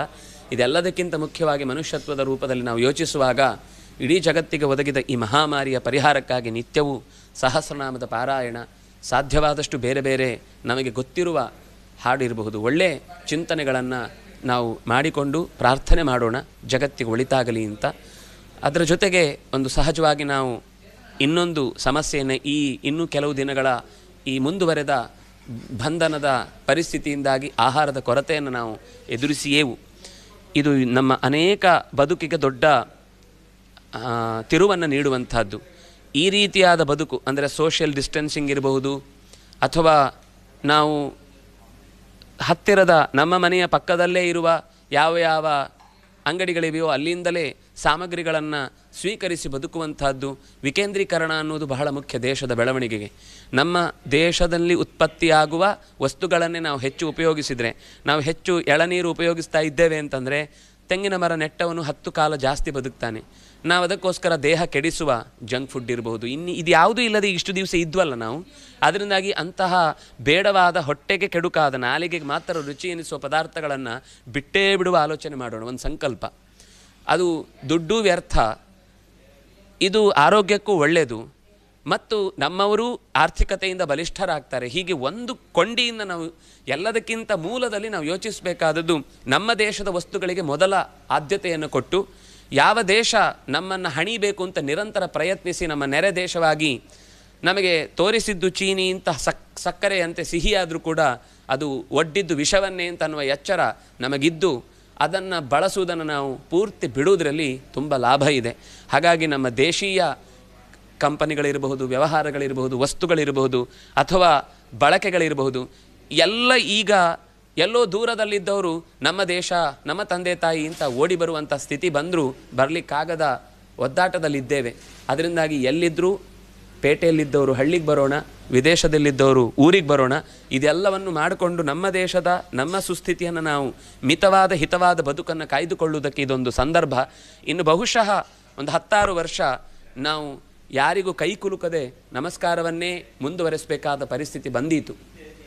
ಯಾಕೆಂದರೆ ಅದು ಒಂದೇ ಕ್ಷಣದಲ್ಲಿ ಹೀಗೆ ಅದಕ್ಕೆ ಪೂರ್ತಿಯಾದ ನಿವಾರಣೋಪಾಯ ಸಿಗದೆ ನಾವು ಧೈರ್ಯವಾಗಿ ಎಲ್ಲೂ ಕೂಡ ನಡೆದುಕೊಳ್ಳಲಿಕ್ಕಿಲ್ಲ. ಅದರಿಂದಾಗಿ ನಮ್ಮ ಪ್ರಾಚೀನ ಪದ್ಧತಿ, ಕಾಲಕ್ಕೆ ಸರಿಯಾಗಿ ತಿನ್ನುವಂಥದ್ದು, ನಮ್ಮ ಮನೆಯಲ್ಲೇ ಉತ್ಪಾದಿಸಿದ ಪದಾರ್ಥಗಳನ್ನು ಉಪಯೋಗಿಸುವಂಥದ್ದು, ಇದೆಲ್ಲವೂ ಕೂಡ ನಮ್ಮ ಹಿಂದಿನ ಆರೋಗ್ಯಯುತವಾದಂತಹ ಬದುಕಿಗೆ ತಳ್ಳುವಂತಹ ಪರಿಸ್ಥಿತಿ ಇದೆ. ಅದಕ್ಕೆ ನಾವು ಮೊದಲೇ ಮಾನಸಿಕವಾಗಿ ಪ್ರಿಪೇರ್ ಆಗೋಣ. ಯಾಕೆಂದರೆ ಮತ್ತೆ ಮೊದಲಿನಂತೆ ಎಲ್ಲ ಆಗುತ್ತೆ ಅಂತ ನಾವು ಖಂಡಿತ ಯೋಚಿಸ್ಲಿಕ್ಕಾಗೋದಿಲ್ಲ. ಅದರಿಂದ ಮತ್ತಷ್ಟು ಅಪಾಯವೇ ಜಾಸ್ತಿ ಆಗುತ್ತೆ. ಹಾಗೆ ಅಂತ ಹೇಳಿ ನಾವು ಪಡಬೇಕಾದ ಸುಖವನ್ನು ಬಿಡುವುದು ಅಂತಲ್ಲ. ಎಲ್ಲವೂ ಮತ್ತೆ ಪೂರ್ತಿ ಮೊದಲಿನಂತಾಗದೆ ಕೆಲವೆಲ್ಲ ನಮ್ಮ ಜೀವನದ ಶೈಲಿಯ ಬದಲಾವಣೆಗಳು ನಮ್ಮನ್ನು ಬಾಧಿಸ್ತವೆ. ಅದನ್ನು ಬಾಧಿಸುವ ಮುನ್ನ ಮೊದಲು ಹೇಗಿತ್ತೋ ಹಾಗೆ ಅದು ಮುಂದುವರಿಯುತ್ತೆ ಅಂತ ಒಪ್ಪಿಕೊಂಡರೆ ನಾವು ಸುಖವಾಗಿರ್ಬೋದು. ಏನಿದೆ ಅನ್ನೋದು ಮುಖ್ಯ ಅಲ್ಲ, ಎಷ್ಟಿದೆ ಅನ್ನೋದು ಮುಖ್ಯ ಅಲ್ಲ. ಇದೆ ಅನ್ನೋದರ ಬಗ್ಗೆ ಪ್ರಜ್ಞೆ ಇದ್ದರೆ ಮತ್ತು ಇದೆ ಅನ್ನೋದರ ವಸ್ತುವಿನ ಮಾಹಾತ್ಮ್ಯ ನಮಗೆ ಗೊತ್ತಿದ್ದರೆ ಅದನ್ನು ಸುಖವಾಗಿ ಉಪಯೋಗಿಸ್ಬೋದು. ಅಂತಹ ಉಪಯೋಗದ ಶಕ್ತಿ ನಮಗೆ ನಮ್ಮ ಆತ್ಮವೂ ಕೊಡಲಿ. ಸಾಕ್ಷೀಭೂತವಾದ ಚಿಂತನೆ, ಭಗವತ್ ಚಿಂತನೆಯ ಜೊತೆಗೆ ಬೆರೆತು ನಮ್ಮ ದೇಶದ, ಜಗತ್ತಿನ ಅಭಿವೃದ್ಧಿಗೆ ಒಳ್ಳೆಯ ಯೋಚನೆಯ ಅಡಿಪಾಯವನ್ನು ಹಾಕಲಿ. ಈ ದಿನಗಳು ನಮ್ಮ ಅಂತರಂಗದ ಪ್ರವೇಶದ ಜೊತೆಗೆ ಹೊಸ ಪ್ರಪಂಚಕ್ಕೆ ನಮ್ಮನ್ನು ಕರೆದೊಯ್ಯುವುದಕ್ಕೆ ಸಿದ್ಧಪಡಿಸಲಿ ಅಂತ ಹೇಳ್ತಾ, ಕೃಷ್ಣ ಮುಖ್ಯ ಪ್ರಾಣರ ಆಶೀರ್ವಾದವನ್ನು ನಿರಂತರ ಬಯಸ್ತಾ, ಅನುಗ್ರಹವನ್ನು ನಿರಂತರ ಕೋರ್ತಾ, ಶ್ರೀಕೃಷ್ಣಾರ್ಪಣಮಸ್ತು. ಅಚ್ಯುತಾನಂತ ಗೋವಿಂದ ಸ್ಮೃತಿ ಮಾತ್ರಾರ್ತಿನಾಶನ ರೋಗಾನ್ಮೇ ನಾಶಯ ಶೇಷಾನ್ ಆಶು